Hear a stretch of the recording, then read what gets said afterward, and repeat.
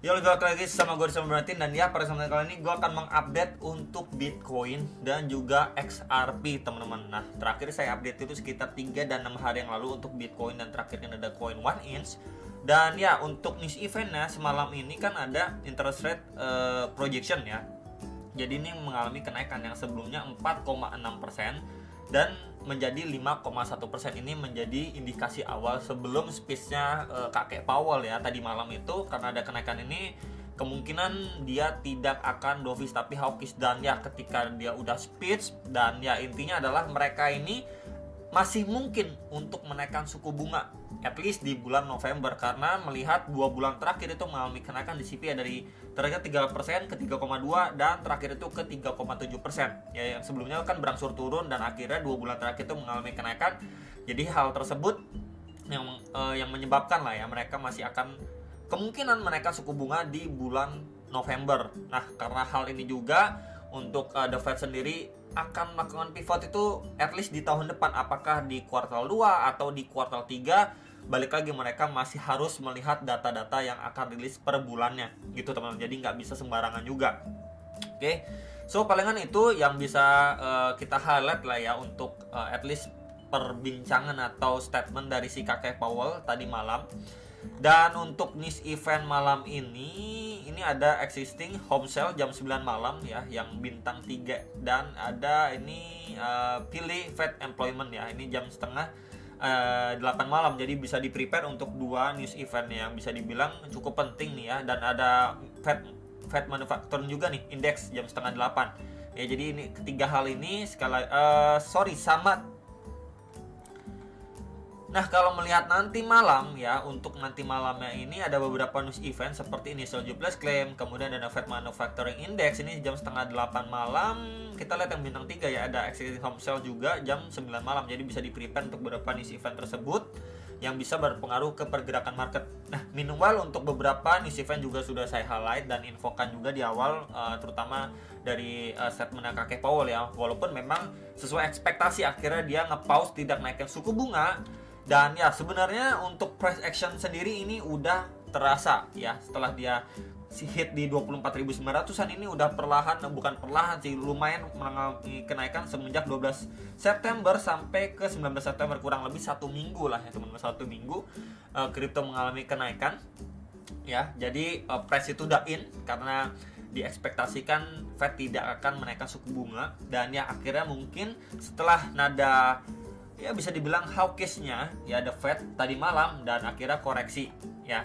Plus juga di sini memang area target koreksi yang sempat saya sampaikan di beberapa video yang lalu di box putih ini di sekitar 27.400 dolar ya, dimana kemarin tuh ada saya proyeksikan ketika dia naik ada 2 area untuk dia koreksi. Apakah memang di sekitaran 26.800-an di sini, kita bisa lihat di tanda panahnya dia naik untuk akhirnya koreksi retracement, atau sekali lagi dia satu kali push lagi ngejar area ini sebelum dia akhirnya memasuki fase koreksinya.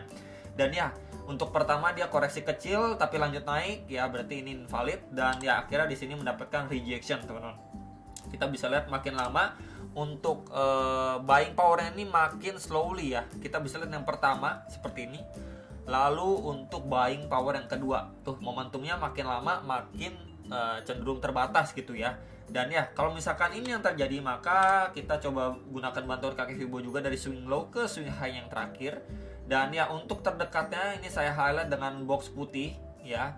Terus saya extend sebelumnya menjadi area support resistance juga pada pergerakan Bitcoin sebelumnya ya. Di sini resistance, support, plus juga di sini ada retracement 0,3 sampai 0,5. Itu di sekitar range 26.100 sampai 26.500 dolar. Ya, dimana ini menjadi area target yang menurut saya sangat-sangat wajar dan terdekat ketika memang si Bitcoin ini mendapatkan retracement setelah ini proses kenaikannya. Oke, seperti ini. Kemudian dia mungkin retracement sebentar, mungkin baru adanya kenaikan kembali.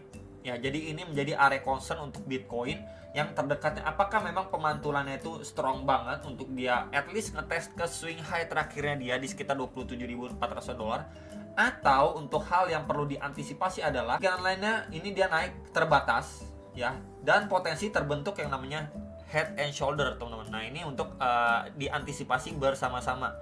Ini coba akan saya gunakan apa ya, sebentar pakai brush. Nah ya, ini shouldernya, ini headnya, dan ini potentially shouldernya teman-teman ya. Jadi potensi head and shoulder itu ada, dan ya untuk area neckline balik lagi di sekitar 26.100 dolar. Kalau ini jebol ya untuk area terdalamnya akan visit lagi ke 24.900 dolar.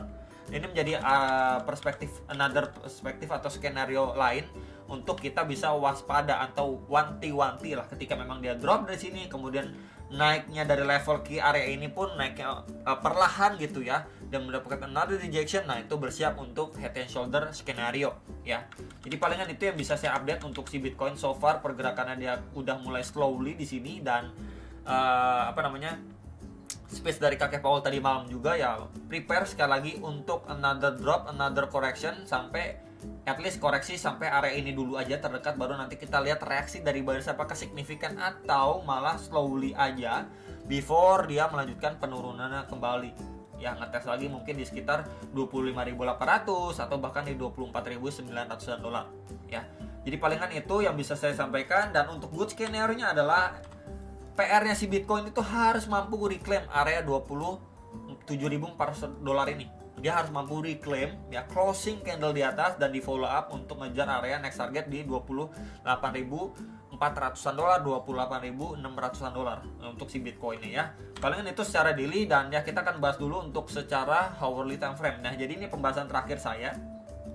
Ketika dia mendapatkan rejection dari highest level terakhirnya, kemudian dia konsolidasi di sini, sempat kita bisa lihat juga fake out terhadap range sideway dia nih, Sabtu Minggu sideway, kemudian di sini sempat fake out teman-teman, dan akhirnya mampu break and retest dari zona sideway dia. Di sini kita bisa lihat break and retest seperti gimana, bro. Di sini bisa break, retest untuk lanjut naik lagi. Jadi di sini kita bisa lihat sempat dia retest lagi di sekitar 26.600 dolar, kemudian melanjutkan penguatannya. Nah, untuk posisi saat ini, kalau misalkan secara 1 jam yang saya pribadi lihat untuk si Bitcoin adalah dia terbentuk sebuah chart pattern ya, kita bisa gunakan seperti ini untuk trendline resistannya, dan ini untuk trendline supportnya ya. Kurang lebih teman-teman bisa lihat ini sebuah channel atau falling wedge juga bisa ya.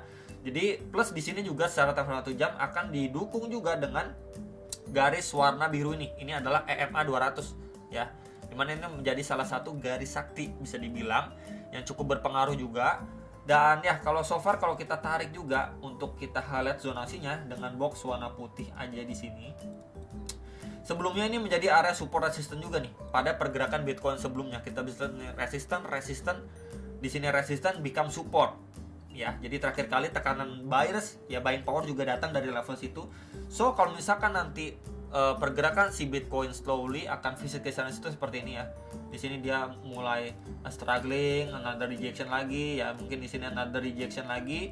Jadi kalau udah visit area ini diperhatikan sekali apakah dari sini mampu akhirnya break and retest dari pattern ini, atau dia malah lost momentumnya. Kalau lost momentum maka dia bisa closing candle di bawah area ini ya. Ini untuk waspada kalau misalkan dia udah break, dan dia baru bisa dimanfaatkan ketika retest untuk prefer dia lanjut turun ngetes sampai 26.200-an dolar ini ya. Jadi sekali lagi diperhatikan untuk si Bitcoin at least dari lower time frame-nya, apakah memang dia mampu break and retest ya. Ini menjadi key levelnya. Tapi kalau misalkan dia breakdown maka bisa dimanfaatkan untuk short gitu ya, dengan target di sekitar 26.200-an dolar ya. Area ini sebelumnya menjadi support resistance juga untuk si Bitcoin. Palingan itu untuk secara hourly. Next untuk XRP. Nah, XRP secara daily kita bisa lihat terakhir kali ini karena good news dia pumping sampai 0,94 dolar gitu ya, tapi berangsur-angsur harganya mengalami penurunan. Nah, so far secara daily sih kita bisa lihat dia masih ketahan ya di EMA 200 nih, garis warna biru ini. Dimana sebelumnya juga di Bitcoin tadi saya bilang biasanya EMA 200 itu adalah periode yang cukup lama dan biasanya itu lebih powerful gitu ya. Nah, secara daily dia masih ketahan di sini. Karena kita lihat juga pada pergerakan sebelumnya ini sempat juga menjadi area resisten. Ya, jadi di situ ada confluence of resistance untuk si XRP. So kalau dilihat dari areanya, ketika dia lanjut turun pun area berapa secara daily yang bisa kita perhatikan atau menjadi concern saat ini adalah area ini dulu. Ya, zonasi ini. Sebelumnya ini berfungsi menjadi area support tahanan nih di sekitar 0,4866 sampai 0,4954 dolar ya.